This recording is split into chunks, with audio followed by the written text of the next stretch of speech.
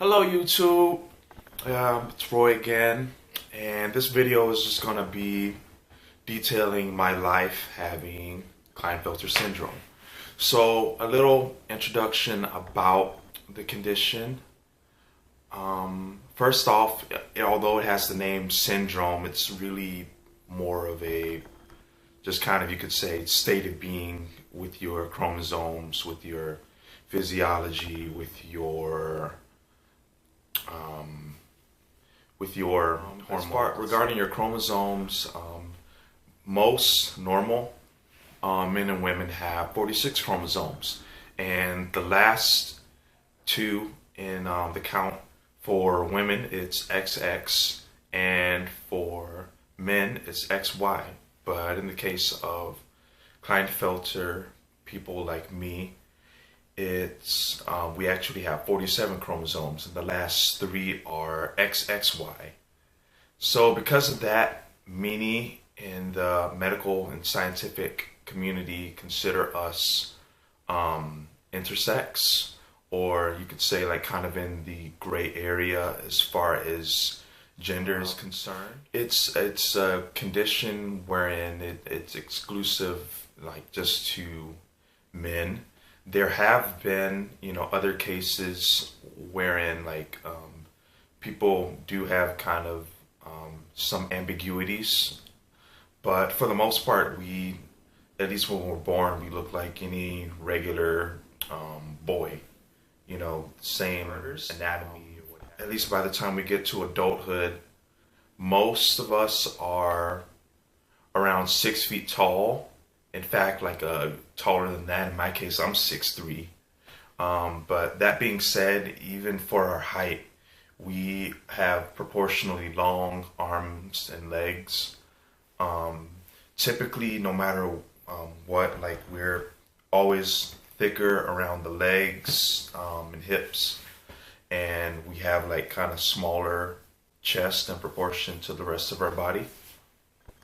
Um, I can just kind of remember in my life, doing different workouts, and I would always focus on my legs no matter what. Like, it was always the hardest for me to lose weight around that area. And, you know, one of the just smaller enlightening things that I learned about the condition is, it's very much something that's just kind of inherent in me rather than just being a problem. Let me just get into my life. So growing up, I was born um, about 6.5, 7 pounds, and as far as like my organs and bones, I developed pretty normally. But even as a baby, I kind of had different quirks.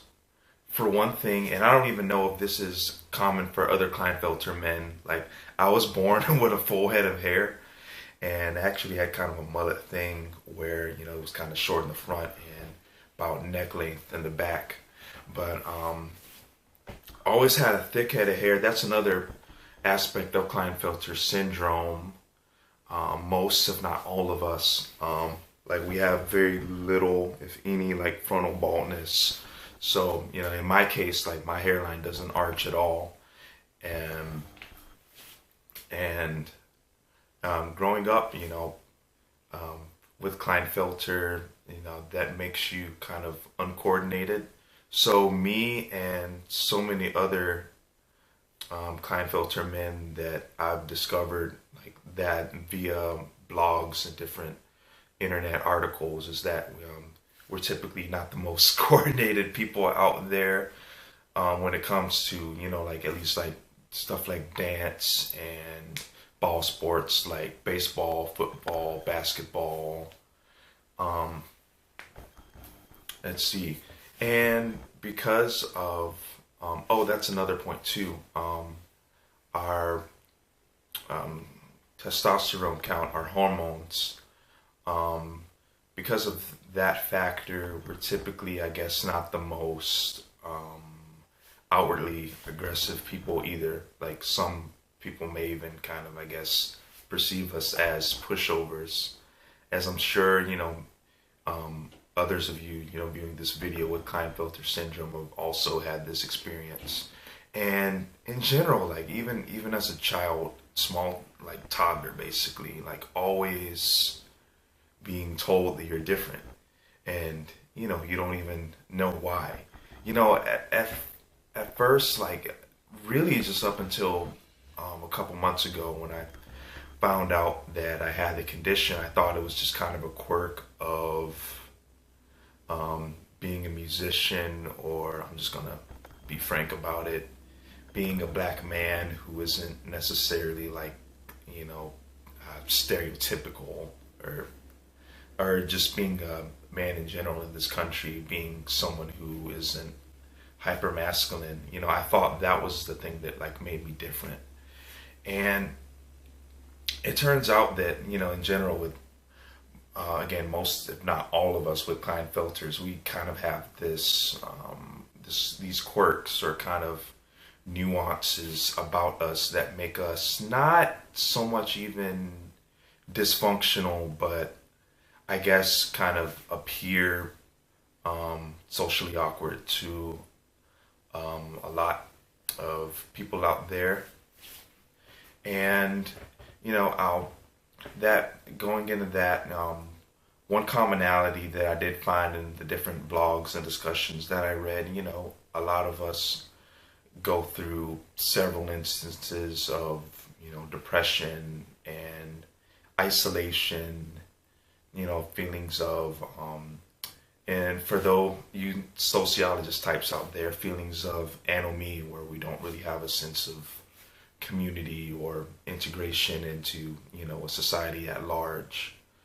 In my personal opinion, I wouldn't even like necessarily attribute that to the condition so much as, I guess you could say, almost circumstantial. That being said, with this condition, just like many other things, you kind of first off seek guidance, seek direction. In my case, I'm very blessed that I had a relative, well, my wife actually, who brought it to my attention about possibilities of me having the condition a couple months ago. What I did first off, going through the different internet articles and discussion is good, but talk to your doctor. And what I did, I got my blood tested for my testosterone level. A normal man has around about 300 count with testosterone, and my count was more around about 100. So if you have the physical features that I mentioned earlier, and on top of that you have the testosterone count significantly lower than 300 like I did, 99% like have Klinefelters. There is a more acute test to that, being an actual chromosome test where they test your blood and they basically put your cells under a powerful electronic microscope, and you can actually get a printout of what your chromosome looked like. I didn't do that, and my doctor even recommended me not to do that, just because he said it was a very expensive process. A lot of insurance companies don't even like covering it, and the testosterone count is really all you need to really determine whether or not you have the condition. And I'll admit it was a mixture of different feelings, emotions that I had, like just kind of going through the steps of first learning about the condition, and then planning my doctor visit, going to the doctor, and being told that you most likely have it, getting the test done and getting the results on it, finding out that you have to take testosterone injections every couple weeks for the rest of your life. It was, to this very moment that I'm doing this video, it's very emotionally intense. process. But that being said, it's livable. Don't be discouraged. You know, I know for me, even before I knew about the condition, I guess I certainly felt discouraged. Um, as far as it enlightened me on so many reasons why I'm, again, quote unquote, different, why I have these quirks, why, I'm perceived or, come across this way that makes me different or, I guess, abnormal to people. And, flip side of that, don't be afraid. If you're like me and you have the features that I mentioned earlier and you get the test, don't be afraid. It just makes you, yeah, a little bit different, but it's just who you are. And it's not even as uncommon as you think.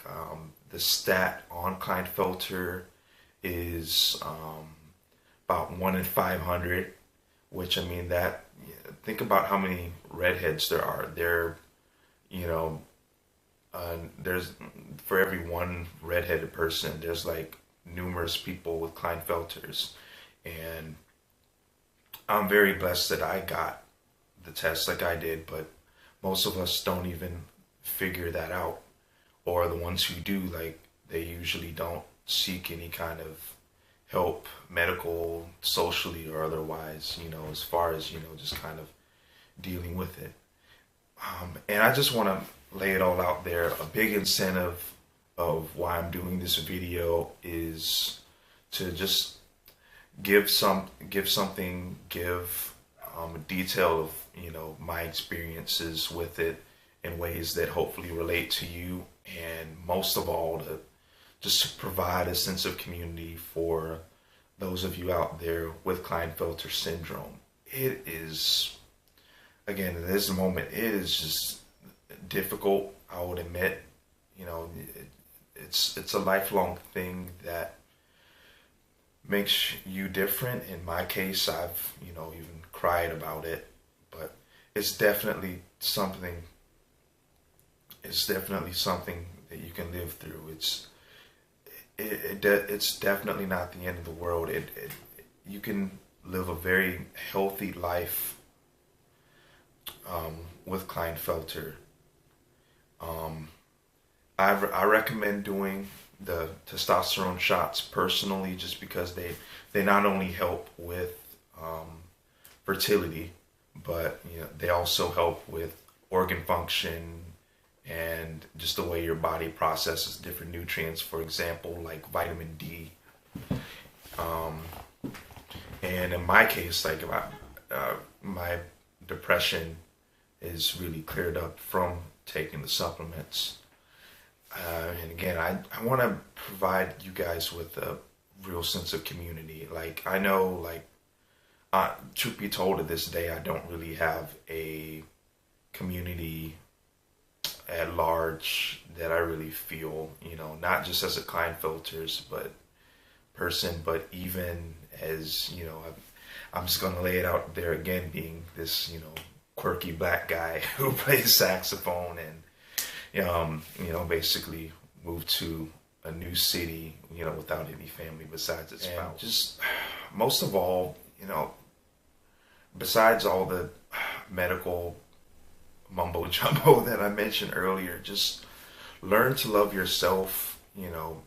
As humans, we're always, for the most part, I hope anyway, trying to better ourselves and refine ourselves. Just try your best to do that, and, follow the golden rule. Do unto others as you would have them do unto you. And, again, as far as the circumstantial stuff that I mentioned earlier, just realize that, if you feel kind of wrong regarding, I guess, someone coming at you for being different or what have you, just kind of realize, one, they may be going through their own insecurities, not that, the behavior from the other person is excusable. And two, just realizing that, I'm just going to get a little brutal, but that, people that typically go around picking on somebody else or making someone feel lesser, that is a problem with them. One analogy that, that I got, that I follow to this day, that insults are like gifts. And just like you don't have to always accept a gift, you don't always have to accept an insult too. So just try your best to go with that. And again, just constantly strive to make yourself a better person for your loved ones around you, and most of all yourself. I'm sorry, I know I've been kind of all over the place with this video, but this is a very emotional topic even for me. But again, don't be afraid. It's definitely something worth living. And who knows, if you have a child or who you think may have Klinefelter, get them tested or whatever. It's honest. There's honestly not a lot of ignorance regarding the condition, partly because a lot of people just either don't know it or just don't want to show it. And by don't show, I mean, the people with Klinefelter syndrome. But, get if you have a child, get them tested. If you think they may have Klinefelter syndrome, with that, they could, live a healthier life. They, may not have to go through some of the same things that me and so many other men with Klinefelters did. They can have, for one thing, a stronger puberty, and in the future, better health regarding fertility and osteohealth.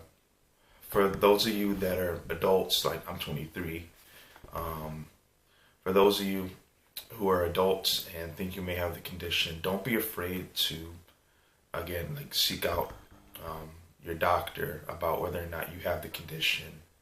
Don't be afraid of change, of bettering yourself.